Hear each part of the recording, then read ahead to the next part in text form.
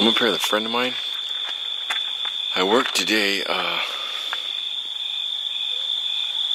today being 3rd of July. And we get the 4th of July off, then we have to go back to work on the 5th. So we're going to take advantage of this. And we're up here off of Road to Nowhere. That's my apple. Glendora Ridge. Heaton's down there. We're right at the end of Glendora Ridge Road. And there's a pretty neat little setup up here. Let me show you this. You got these trees. So,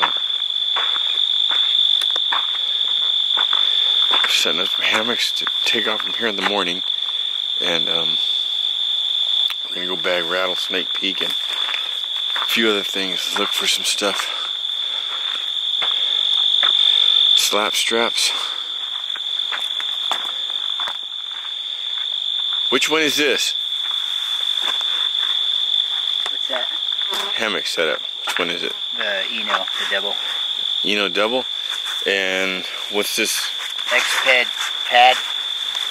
And you have like a bug net coffin type over it? Yeah. Oh, okay. Then I'm thinking about running. Who makes that one?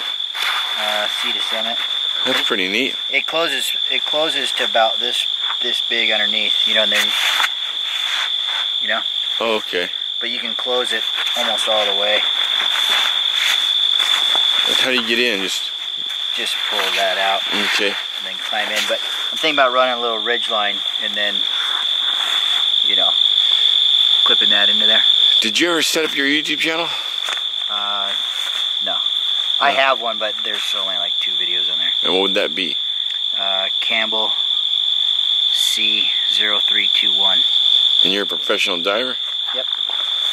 He's one of those guys that used to wear the brass helmet. Now they're made out of carbon fiber or fiberglass? Fiberglass. It's pretty neat. And I brought my titanium Dutch clip type deal and the knot with the aluminum tube coming down. The what are these called? Spectra? I cannot remember the name of these cords, but you guys all know them, especially if you're in hammock. I don't know. And I got my Hennessy Hammock Hyperlight. Didn't bring an underquilt because it's summertime. I did bring my Z-Rest 45-degree bag. I just leave the foot boxes open. It uses an overquilt. And that's all I'm using for now. Now he's got the which one is this? What? Circuit? Yeah. Same as mine. And I have my Go Light Jam. I brought a canister stove this time. Some water. One beet. We had some chicken on the way up. He had some teriyaki chicken. We had that. And I just bought myself 3 coffees and 2 oatmeals. And we'll be out of here by lunchtime. Late lunchtime tomorrow. In here, I've got some neat stuff. If I run across an area where I can use it, I'll show you. If not, I'll save it for another time. See the Summit towel? Clean up when I get down the river. And this is home for tonight. Look, there's a baby fox. See him?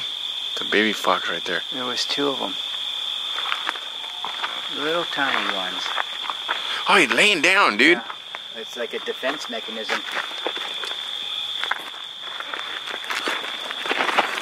Oh, shit. He went up and over. He's still right there at the top. He's right there at the top. There he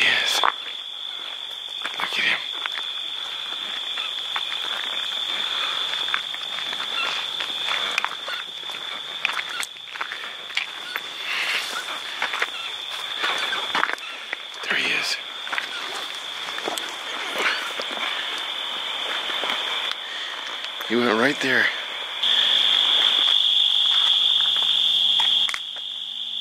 Are you recording? Listen to the noise. And the sound. I keep hearing stuff closer to where our setup is. I keep hearing the wall over here crumbling.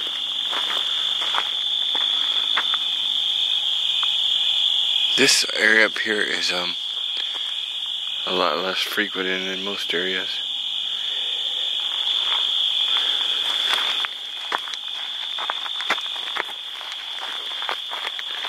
But there's some history back here. When you're coming up to Heaton Flats and you just pass Camp Williams and off to the side you look in that wall, it looks like there's an old mine with bricks coming up. It looks like the perfect mine, like hi ho, hi ho. That's right down here. It's not a mine, it's where there's a gully, a big gully. All the rain gets funneled down there.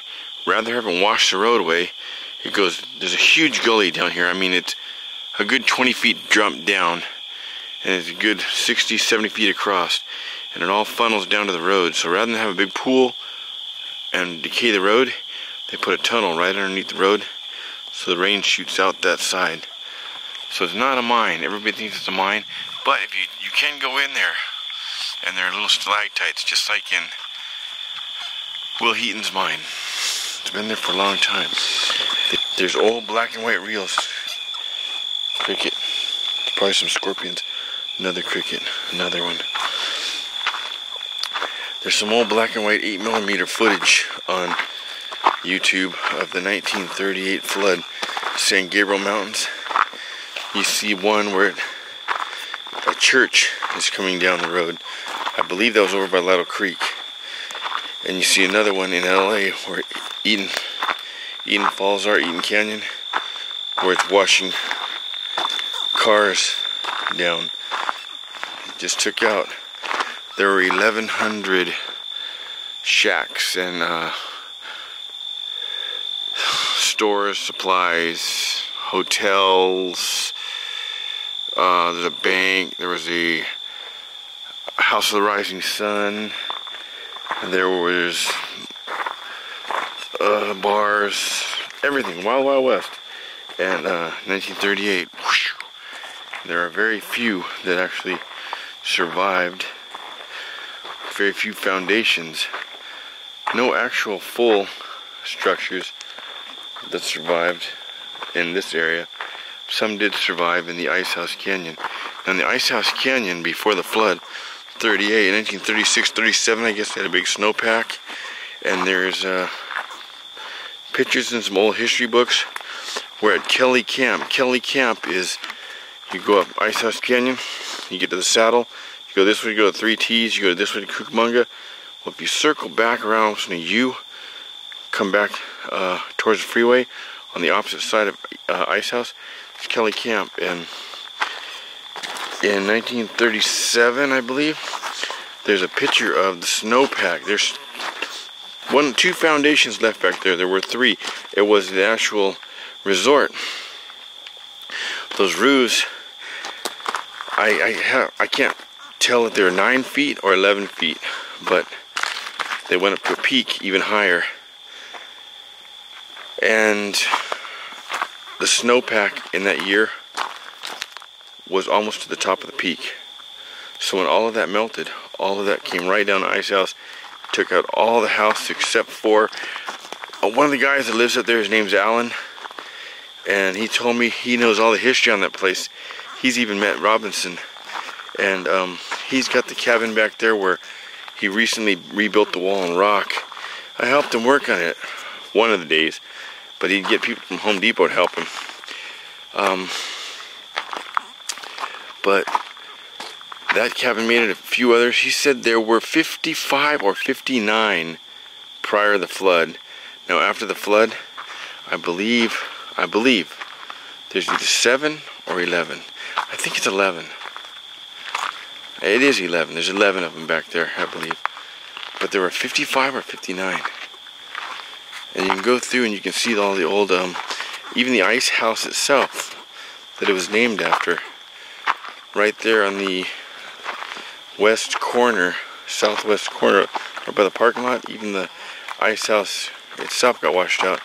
It was still standing up into the 70s, late 70s. I had an ex-girlfriend, Molly, and she said she remembers, she grew up in Claremont area. She remembers her dad taking up their ski and that ice house still standing. Now, only 2 of the walls are left. A few more decades, it'll all be gone. So if you're interested in this stuff, look up a guy named John W. Robinson, and he will give you other authors, but he is the guru of this mountain. He's retired, and his publishers keep trying to get in contact with him, and they keep, one by one, asking me, what happened to him? I don't know. I've emailed the guy, nothing, no return. But he is retired. I met him before he retired, and went to a book signing and gave him a Leatherman. He's a cool guy. He put this place on the map. And Sedley Peck. You can watch an 8-part video on East Fork with a guy named Sedley Peck. S-E-D-L-E-Y, I believe. P-E-C-K. Look that name up, Sedley Peck. And there's an 8-part video. Watch that. If that does not turn you on to this canyon, then there's some kryptonite over here. You're probably the kind of guy. Poil. You're probably not the kind. Look at this thing. Oh, grasshopper.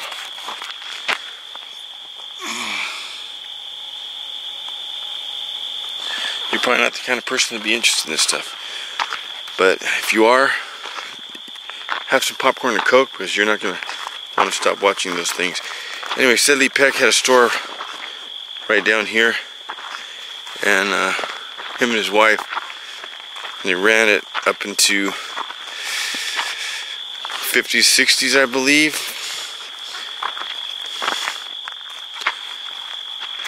And that guy had a passion for these mountains. Incredible. You hear about the 4 last Indians of this range. You hear about the hidden gold back here. You hear about the hydraulic mining. You hear about the dam that was blocked down below. You hear about all kinds of stuff. And every one of those that you search is going to lead you to something else, and something else, and something else, until you're going to think, this never ends. You're getting to a point where it's like, I should just give up, because there's no way I can look all this stuff up. But I've almost done it. I'm running out of things. So it is possible. Okay, we'll come up this tomorrow in the daylight. We don't want to leave our hammocks and stuff hanging back there. Cars could come up and empty us out. Unfortunately, that's how it is. Okay, this is that light by Wotech A2. They are sponsored by ThruNite, backed by ThruNite, but they're it is a more economical version of the ThruNite, but it's practically the same light. And the battery's got a, you don't have to buy a charger, because the battery has a, you hear that bark back there? Something barked back there. I heard something. It's not a coyote, didn't it? It's not a coyote barking. Well, it has the USB plug right in the battery. So that's Firefly. That's high, comes on high. And then Firefly, low, medium, high. Low, medium, high. I believe it's got an SOS too. Let me see.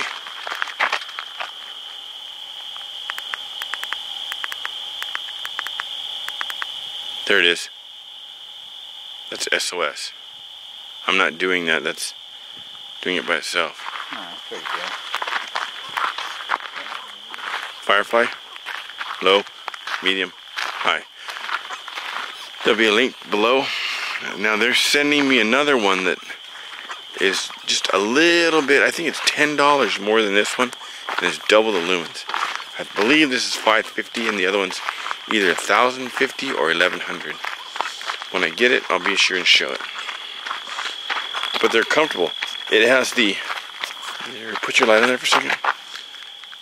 It has the 3 straps, and it comes off to the side. The on and off is over here. The battery goes in over here. It's not very heavy. It's got this. Yeah, it's got the center strap. It's really comfortable night. Works well with a hat. Up there, and look over there, that light. Let me shut this, cover this one up. That light there. That is my through night T10 with a battery that's been in there for 4 weeks this week. I used it all night at Gorgonio on and off 2 days ago. Before that's been used up here. It just lasts forever. 1 AA. It's a good ways away too. Yeah, it's a good 50, 60 feet away.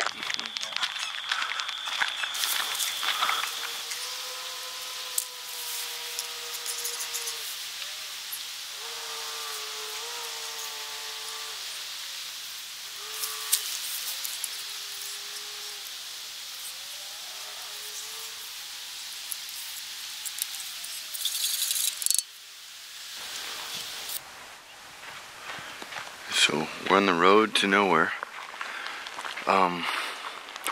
They call it the bridge to nowhere. Not this one down below, but it is a bridge to Wrightwood. So it's not a bridge to nowhere, it's a bridge to Wrightwood. This is a road to nowhere, and everybody's GPS is sending them up here. That's right. I mean, at least 20 cars, at least. Yeah. From last night to today, at least 20. A whole caravan of 4 or 5 just now. But their GPS is taking them up here for the parking lot for Bridge to Nowhere, which is not the Bridge to Nowhere, it's the Bridge to Wrightwood. This is the road to nowhere. This just dead ends. Where it dead ends, over the side, there's like a water tank, like something out of X-Files. Like, why would that not your standard water tank, or something like something off of a rail car. It's like, what the hell is that doing up here? And how to get up here?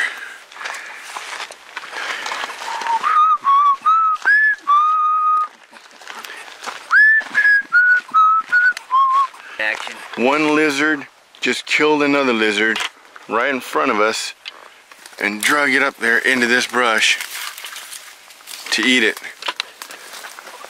That was a big lizard, huh? It was good size. It was a big lizard. And they were 2 different kinds. Yeah, one, the blue belly. The other one, the dead one was a blue belly. The loser. And it was, I don't know what those other ones are called. I don't know what they're called either. They're like brown, they're like more beefy. Yeah, and they have green on them sometimes. But he didn't back down at all. No. He was waiting. Yeah. He was going to eat that thing. Wish I would have had the camera out. Okay, here's some bees. They're all around me, but there's their home. Barbed wired off, but just walking that trail down there, I've been stung. They don't like in the area. They're not used to people. They used to have more back down this way, and some more up ahead. Look at these string beans, bush beans. I can hear the hum of those bees. I know.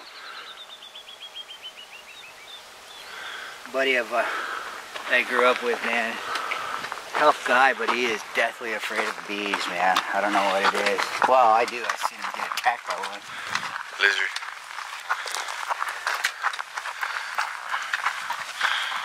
Look at this, down here in disguise is an ant, disguised like a rock or something.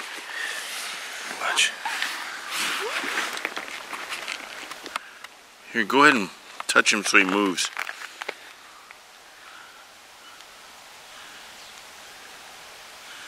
Look at that. Weird.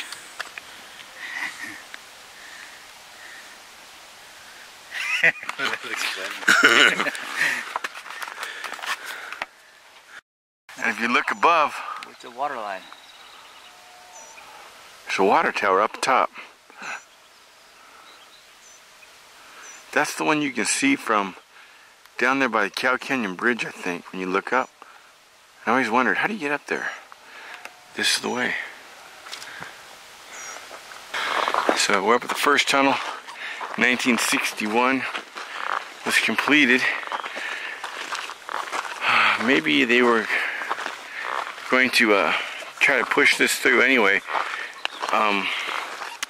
Although the 1938 down below failed, this might have been their second attempt, but this one failed as well. Haven't seen any snakes yet.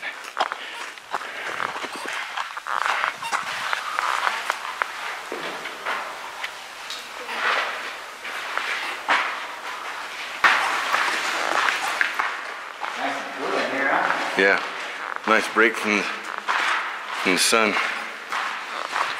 It is hot today. We're back at the tunnel.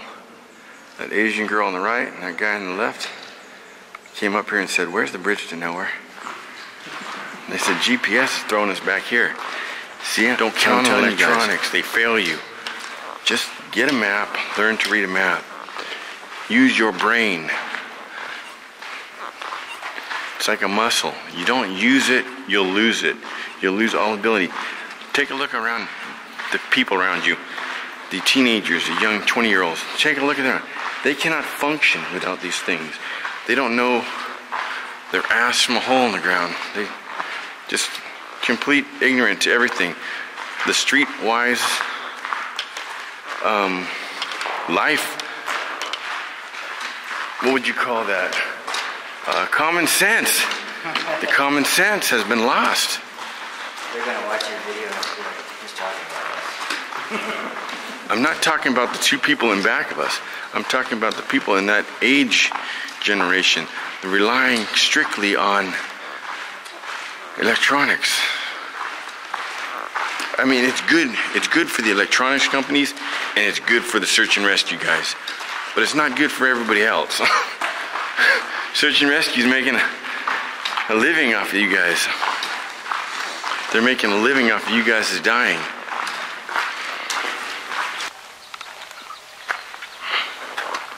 Back into the scorcher. Walking along here, he spotted that. So then you look up, we're in the second tunnel. Look up, look at that.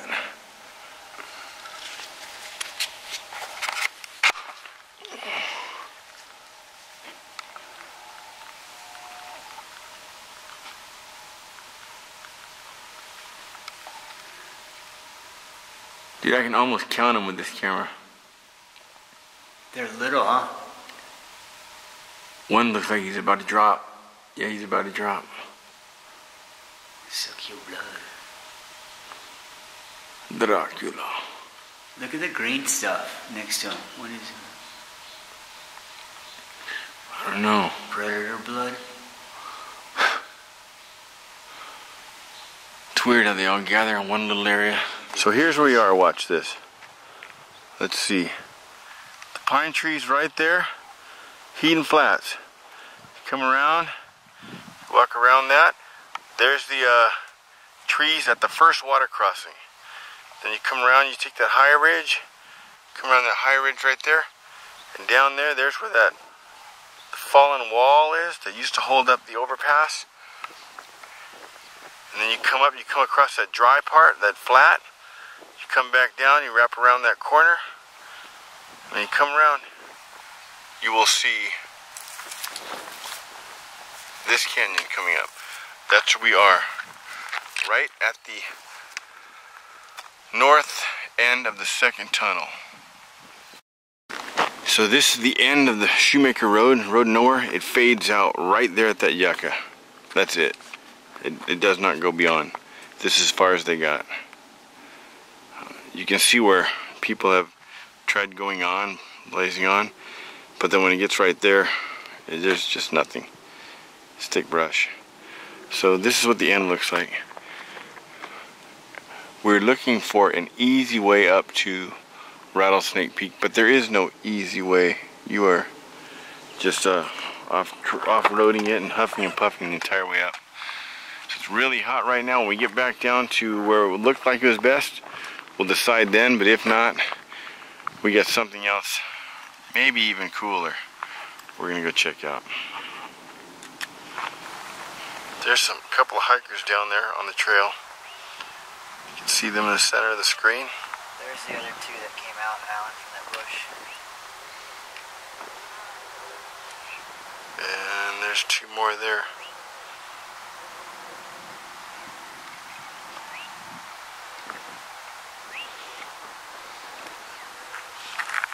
That is the East Fork Road, East Fork Trail. I'll follow it up. Let's see.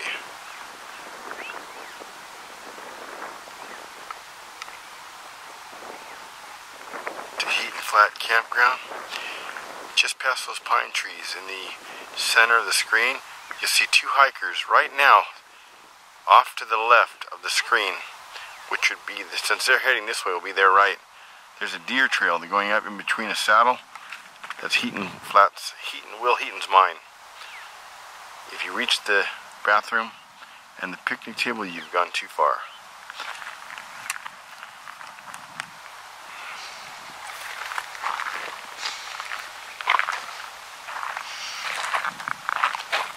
This is what we're looking to go up if we do it. We're looking to catch that ridge, center of the screen, up that ridge,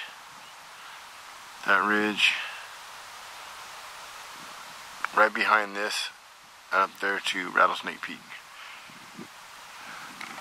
What do you think? Too hot in the day now, huh? A little warm. That's definitely a start before daybreak hike.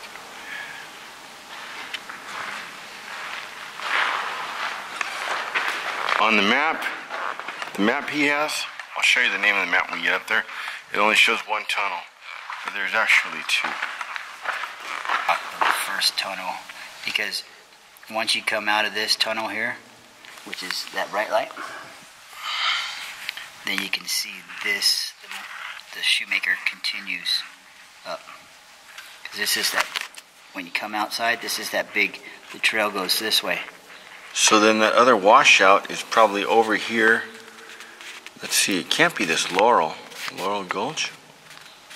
That's too far in. That's way too far in, because there's Allison. Yeah, it's way too far. We're right in this area. This map is not detailed enough to see each gulch. It's such a large scale map. You know what I mean? The scale's so small. Yeah. It shows everything. But we believe the way up to Rattlesnake is right out here, huh? Yeah. We believe this is the best route. Yeah, there's that cutout. Right up on top of that cutout. There's that cutout we were looking at from way back there. Actually, I can see where it wraps around the cutout. Yeah. It starts at the other side. I believe there's a railroad car on the other side, or a tank, a water tank or something. Yes. If we can get up to the top of that and take the top of that cutout up. Okay, we'll at least try that maybe. Maybe, I don't know. According to how you feel. It's hot, real hot. But if we get to that cutout, you catch that ridge, you follow that ridge all the way back, you're going to go up that ridge. It's going to lead you away from your target at first, but then as you get higher and higher, higher baby, get higher baby, get higher baby, don't ever come down, free base. But you get to the top, it works its way over. Look at this, from looking at this. If we get up right here, you can see the cuts in the mountain. They've cut that. It goes up around and through there, and there's a big old major cut, Sergeant Major. But right here, it just ends. So we know this end is nothing. So there's got to be something at the other end. We're going to try that. We're going to try to get up there. So the other side of this, back there, hanging from that bush, there's a pipe. And you come over here, and there's a game trail down. But it looks like a whole lot of incomplete trails that just start, go ways, and then stop. Like that other one. Unless it continues on back through that thing, Chris. Through that slot? Yeah. But I don't think so. I think it's a ridge we want to catch. Yeah, but this might get you to a point where you can get up onto one of these ridges. Well, let's go check it out. We can make it up this easy.